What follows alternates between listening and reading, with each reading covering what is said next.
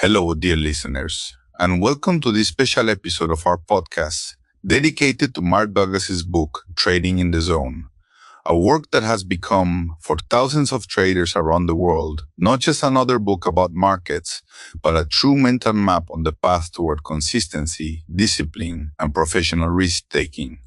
If you are involved in trading, you have probably already experienced this paradox. You study technical analysis. You understand levels, trends, volume, patterns, and entries. You may be able to explain quite clearly why a market should move up or down, and yet your trading account still shows instability. You can be a strong analyst and still remain a mediocre trader. Mark Douglas explains that the problem is usually not the market, and it is not simply a lack of information. The real problem is in the trader's mind. More precisely, it is in the way the trader perceives risk, uncertainty, losses, profits, being right, and making mistakes. Trading in the zone does not offer a new trading strategy. It does not give you a secret indicator. It does not promise a perfect signal. And it does not create the illusion that the market can be fully controlled. Instead, it offers something much more valuable. A psychological approach that allows a trader to act with confidence, discipline, and a stable state of mind. The main task of this book is to teach us how to think like a trader, not like a gambler hoping for luck, not like an analyst trying to prove his opinion, and not like a person demanding certainty from the market, but like a professional who understands that the market is an environment of probabilities, an environment where anything can happen, an environment where every single trade is unique and where consistent results appear only across a large series of decisions. During this episode, we will move step by step through the path that Mark Douglas describes, from chaotic emotional behavior to the mental state he calls the zone. The zone is not a mystical state.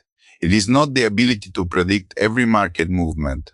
It is a mental state in which the trader acts without paralyzing fear, without the need to be right on every trade, and without the emotional resistance to the fact that the market can behave in any possible way.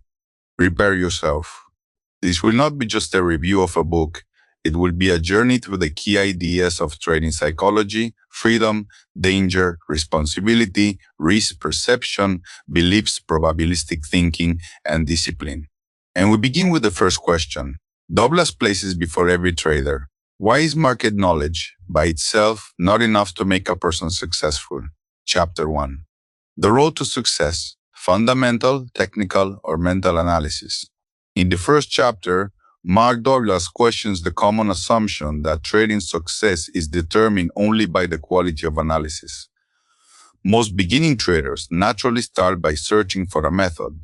They want to know which type of analysis will give them an advantage. At first, many are attracted to fundamental analysis. It appears rational and logical.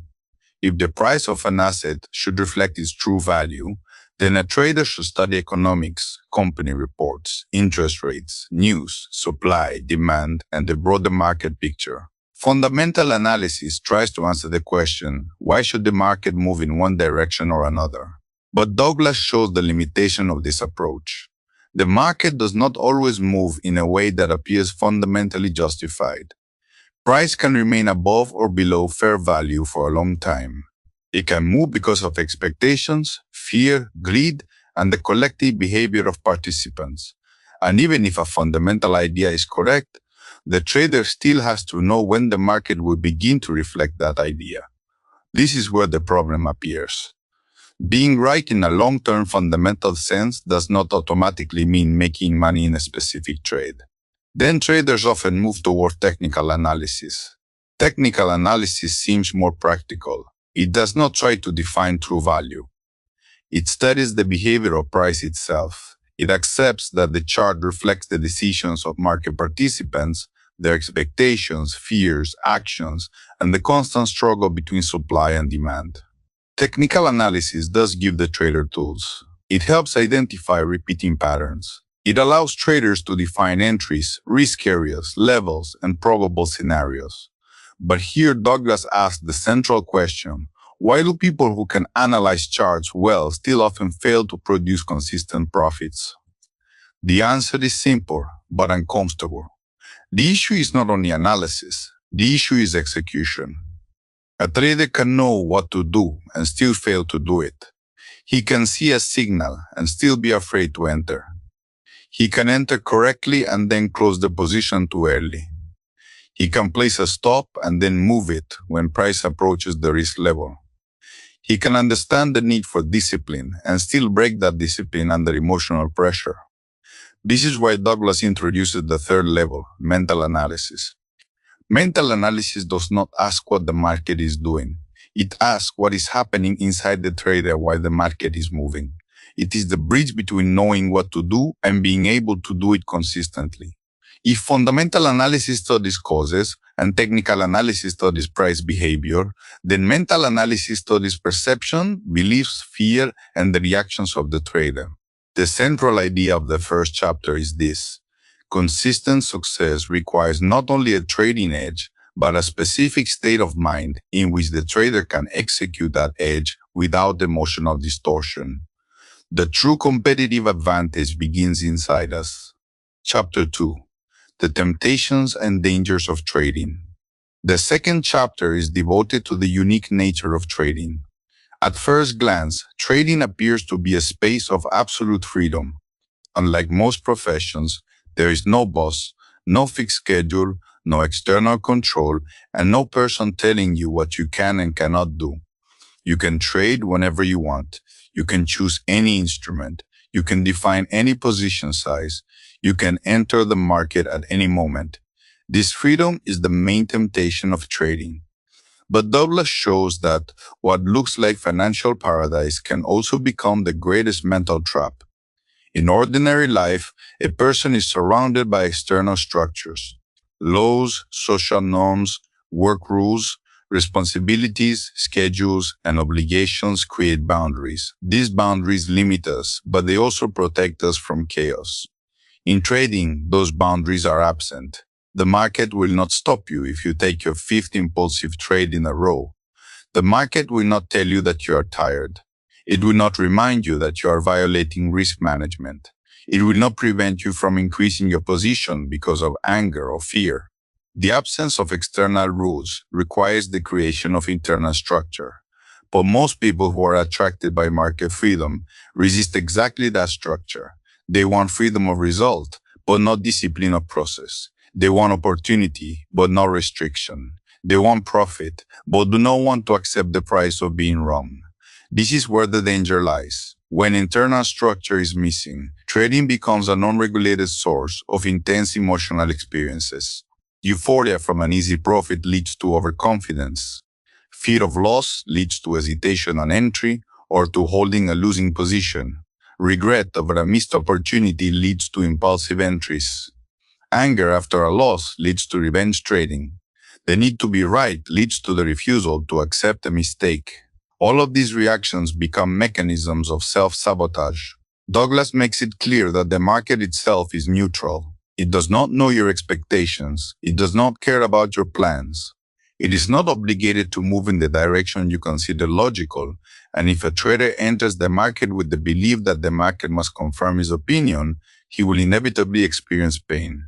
This creates a vicious cycle. Emotions lead to mistakes. Mistakes lead to losses.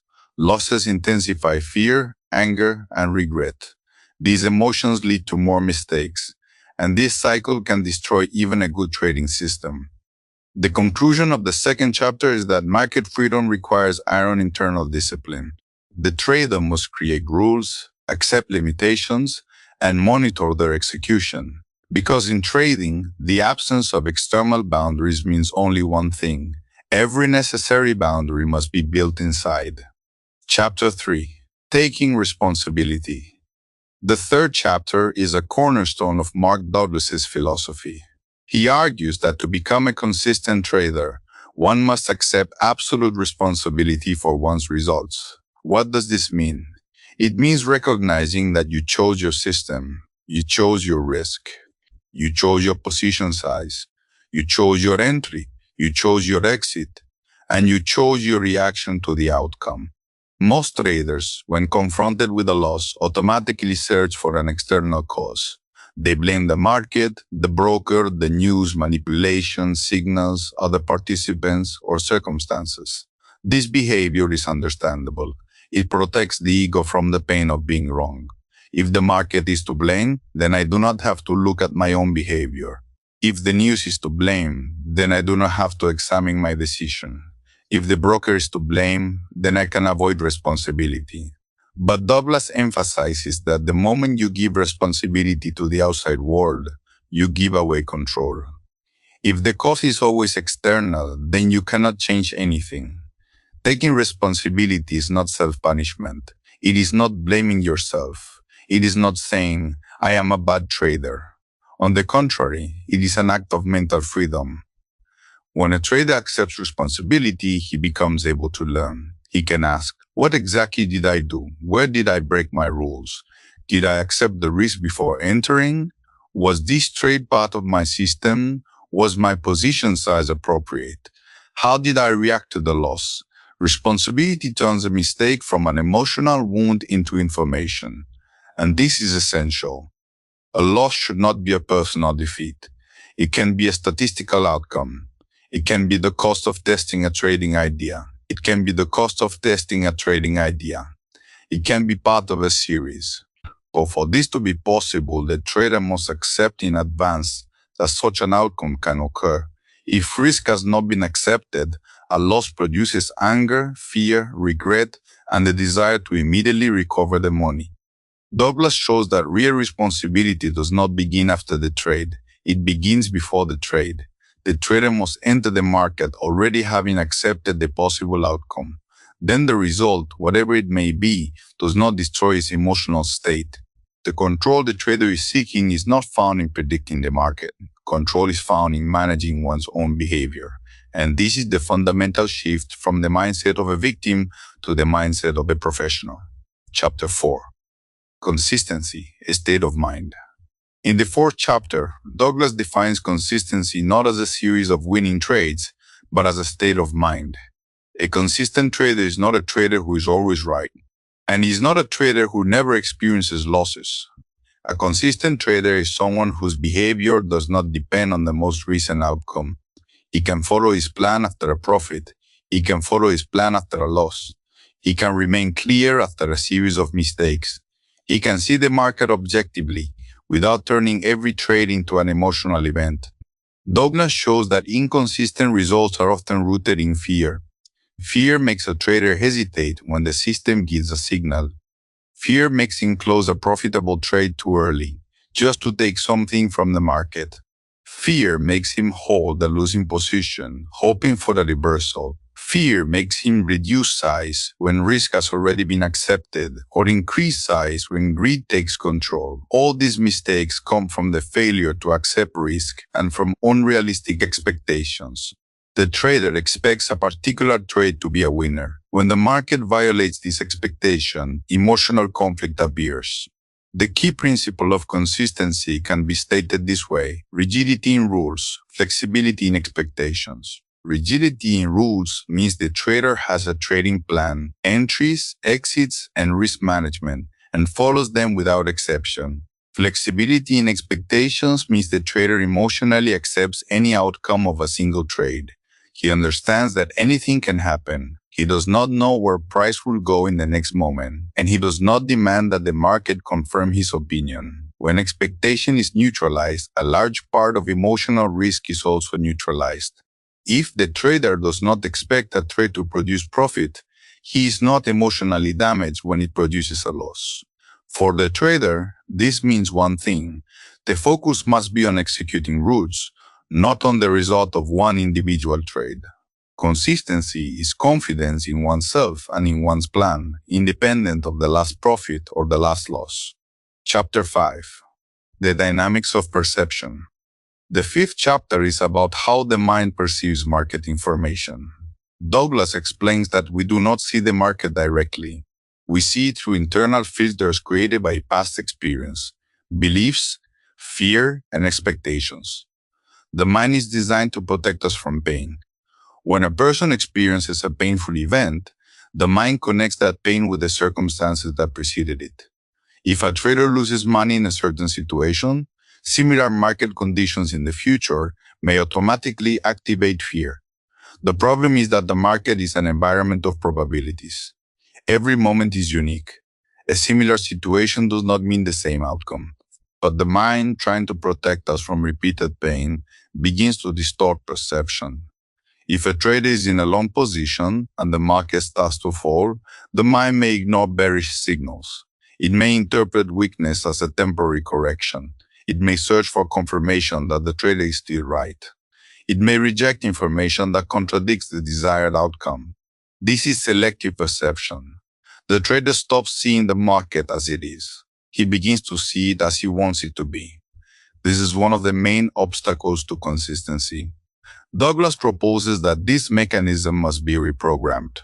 Market information must be perceived as neutral, not as a threat, not as a judgment of the trader, not as an attack, simply as data. Information that confirms the position is neutral. Information that contradicts the position is also neutral. A loss is neutral. A profit is neutral. A profit is neutral. The market should not trigger emotional defense. It should provide material for decision-making.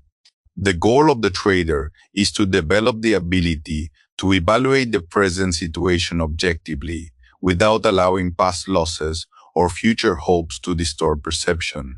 The dynamics of perception must change. Instead of trying to avoid pain, the trader must train the mind to identify opportunities and execute rules flawlessly.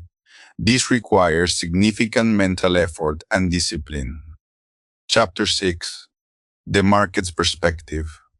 In the 6th chapter, Douglas moves to the fundamental characteristic of the market, uncertainty. The market consists of countless participants.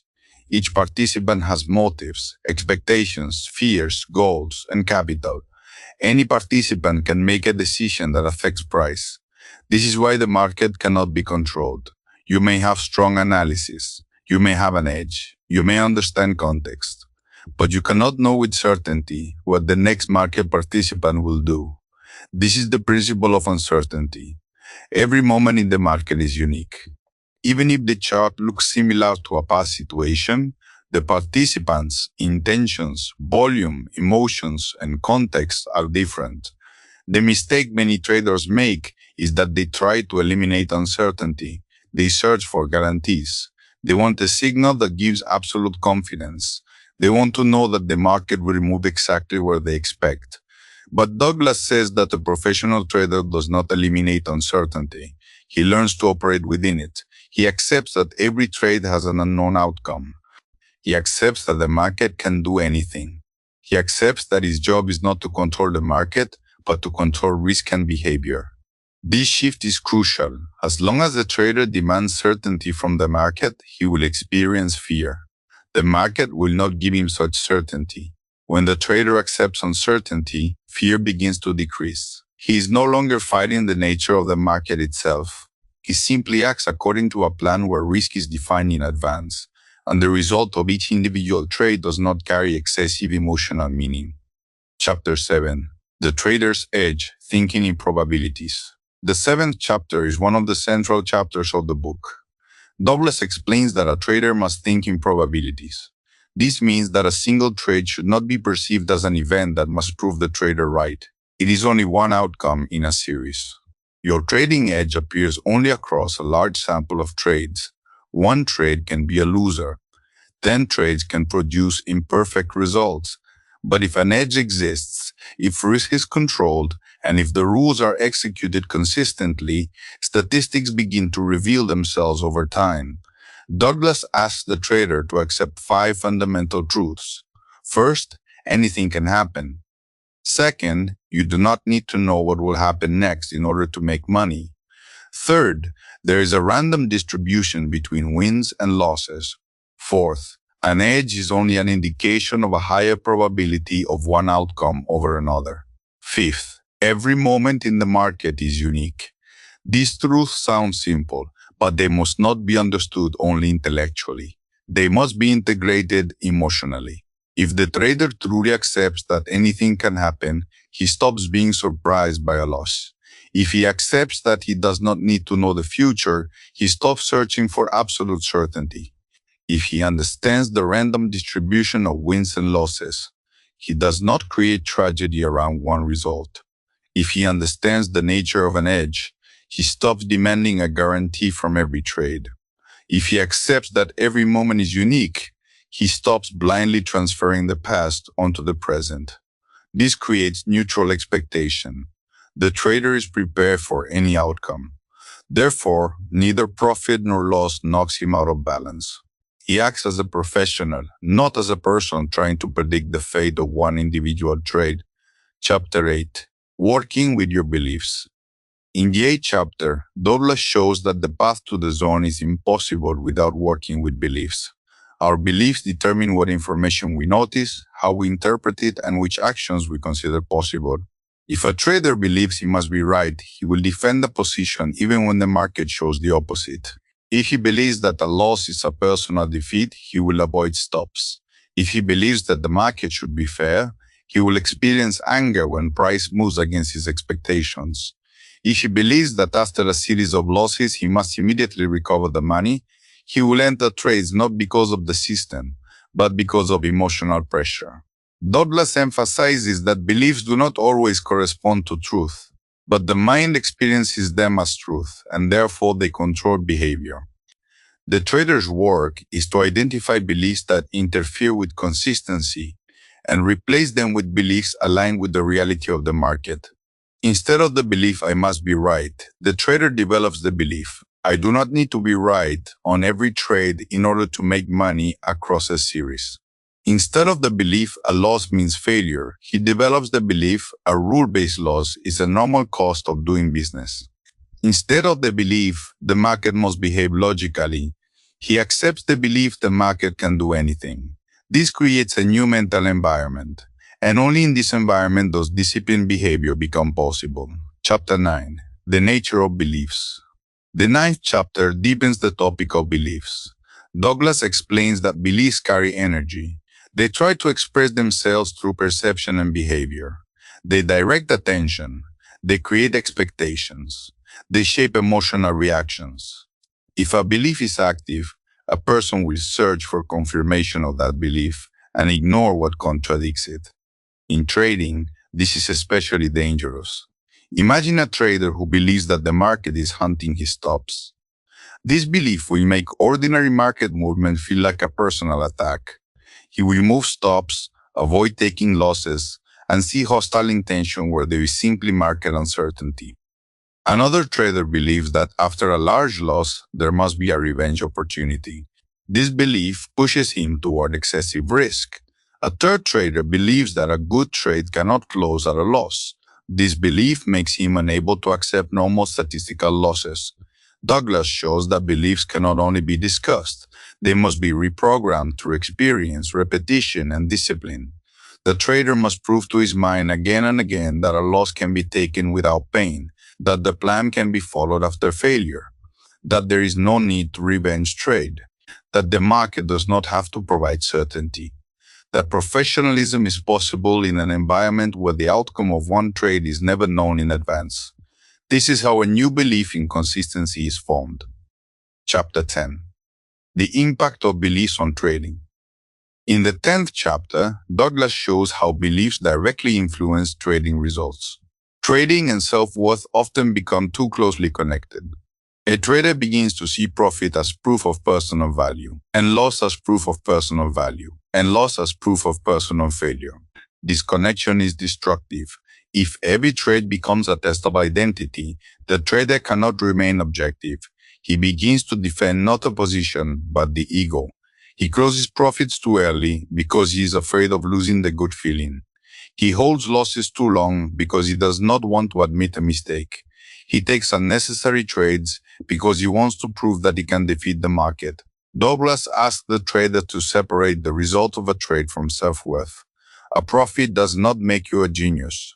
A loss does not make you a failure. A profit made by breaking rules may be a bad trade. A loss taken according to the plan may be a good trade. This is an important professional distinction. The trader must evaluate not only the financial result, but also the quality of execution. Did I follow my plan? Did I accept the risk? Was this trade part of my edge? Did I remain objective? Did I break rules because of fear, greed, or the need to be right? This creates professional self-evaluation.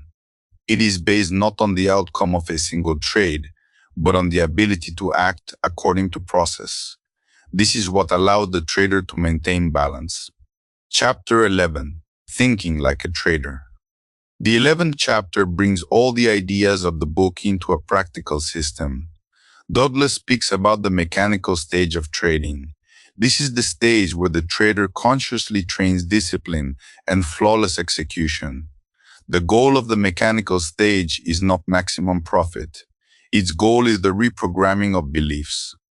The trader must prove to himself that he can follow a plan. He must prove that he can accept a loss without emotional damage. He must prove that he can act consistently, even when individual outcomes are randomly distributed. At this stage, rigidity is essential. Rigid entry rules, rigid entry rules, rigid exit rules, rigid risk management, rigid limits on the number of trades, rigid observation of one's own behavior. But at the same time, flexibility in expectations is necessary. The trader must not expect every trade to produce profit. He must not demand confirmation from the market. He must not attach emotionally to the outcome. In this way, the mechanical stage creates a new internal belief. I can be consistent, not because I control the market, but because I control myself. This is where the path to the zone appears. The zone is a state in which the trader acts without fear, because risk has been accepted, without hesitation, because the rules are clear, without emotional conflict, because any outcome is possible, without the need to be right, because the edge works across a series, and without the illusion of control, because the only variable the trader truly controls is his own thinking. Practical integration. Turning Douglas's ideas into a process. Now that we have moved through the main chapters of the book, one more step is necessary. Mark Douglas's ideas must not remain beautiful statements. They must be translated into a concrete trading process. This is where many traders make a new mistake. They intellectually agree with the book, but do not change their behavior. They say, yes, risk must be accepted. Yes, one must think in probabilities. Yes, responsibility is necessary.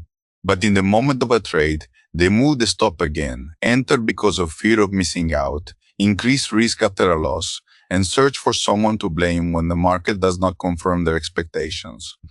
True integration begins with mechanical practice. First, the trader must define his edge in advance. An edge cannot be a vague feeling. It cannot sound like the market looks strong or price should go up. An edge must be described in a way that can be repeated.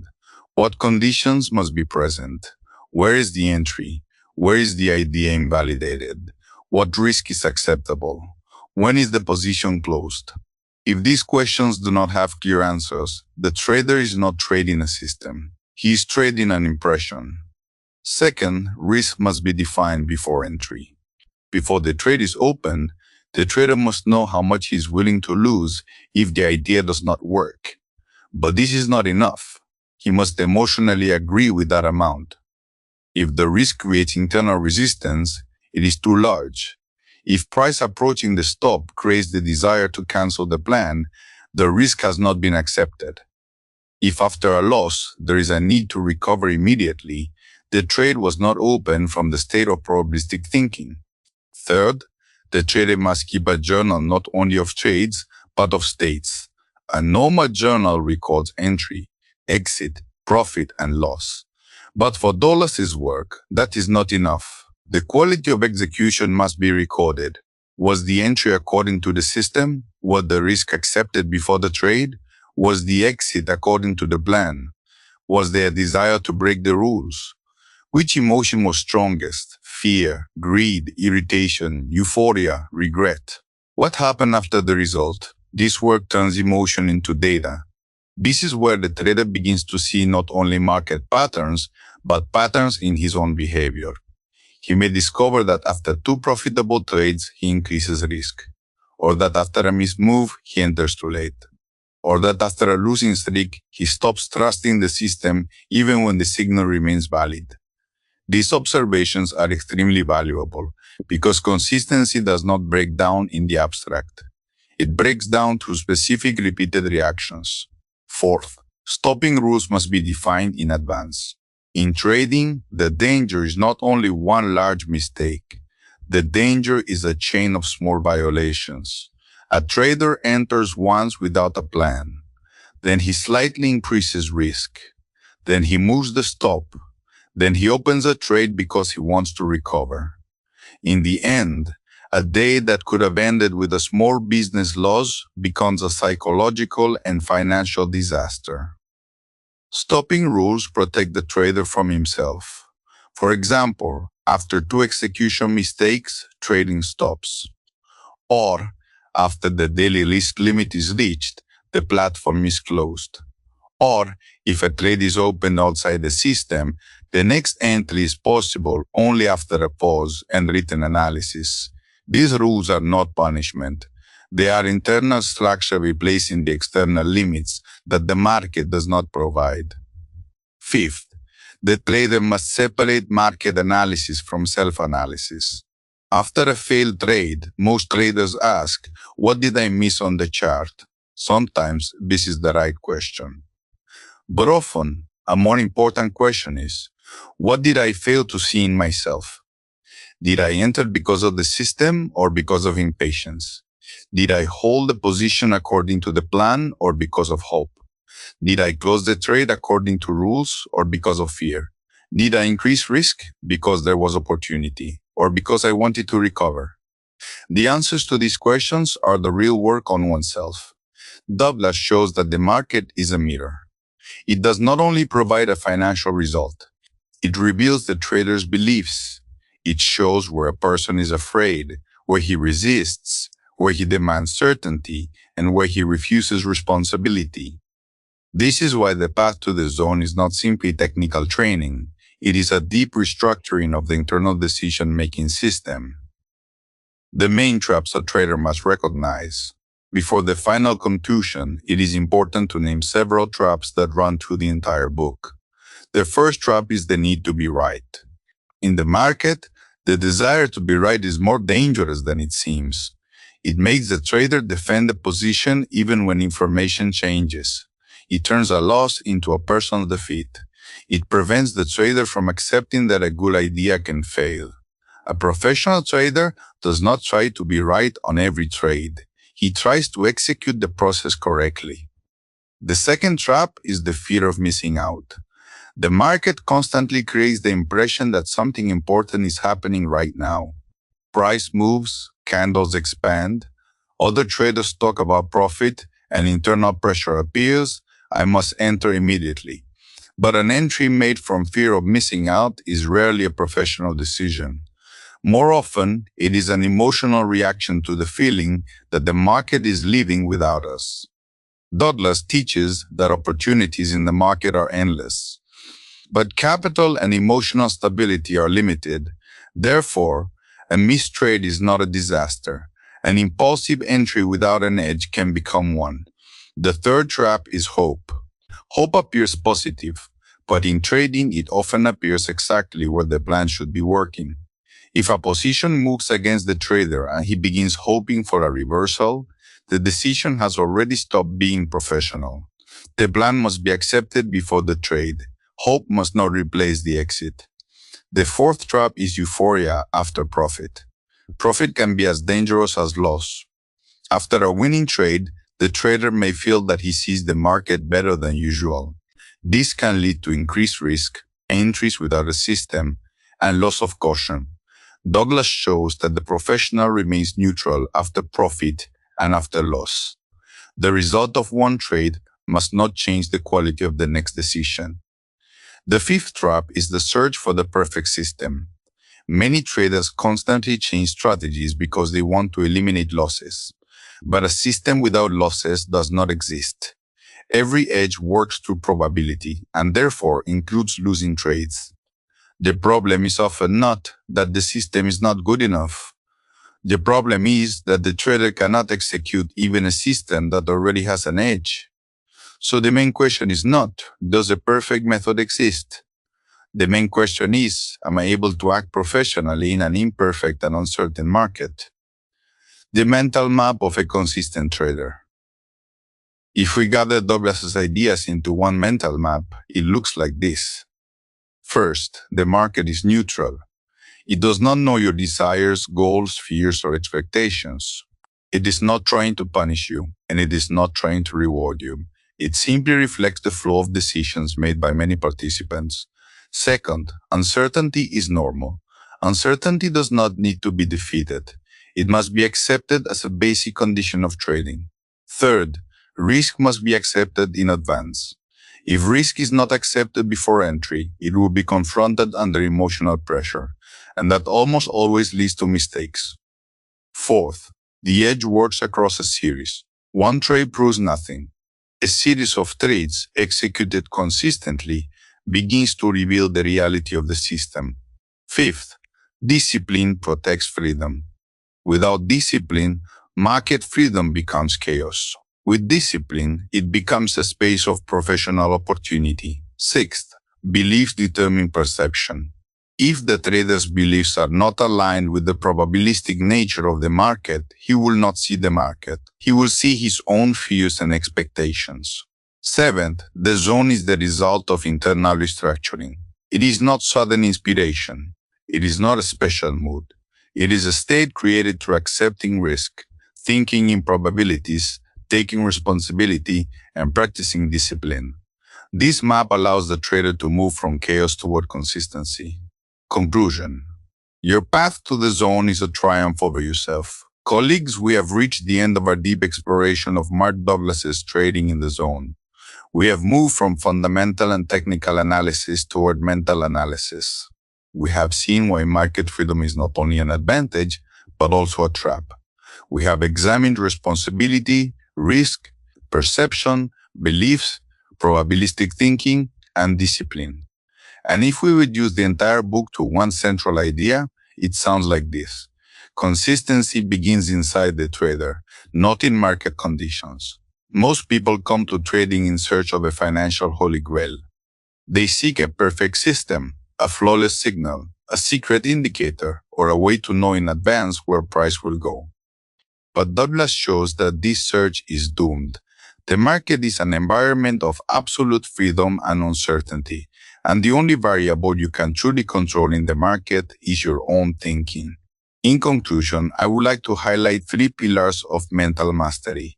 The first pillar is absolute responsibility. You must emotionally accept that you, and only you, are responsible for your decisions. Blaming the market, the broker, the news, or circumstances is the position of a victim. It removes your power to learn. Responsibility returns control to the only place where it actually exists, your behavior. The second pillar is probabilistic thinking. You must stop demanding certainty from every trade. Your edge works only across a series. Anything can happen.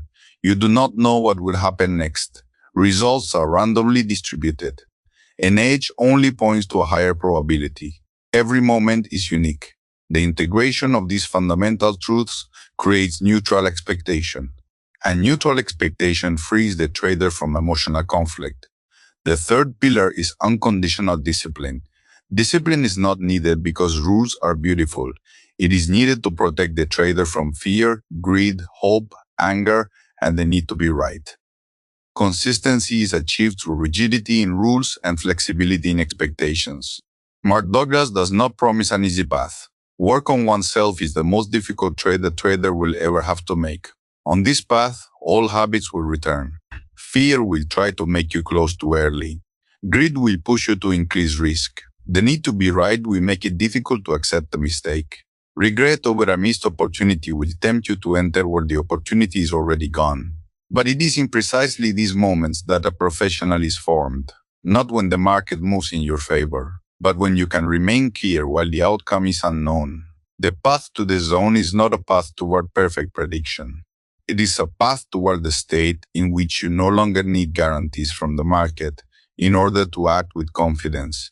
It is the path from fear to acceptance, from chaos to structure, from the need to be right to the ability to think in probabilities, from an emotional player to a disciplined trader. And if you have listened carefully to this episode, the main conclusion is already clear. The market does not have to change for you to become more consistent. Your relationship with the market must change. This concludes our special episode. Remember, this material is not investment advice. All trading involves risk. Treat your capital responsibly, test your ideas carefully, and give your thinking no less attention than you give to your charts. Thank you for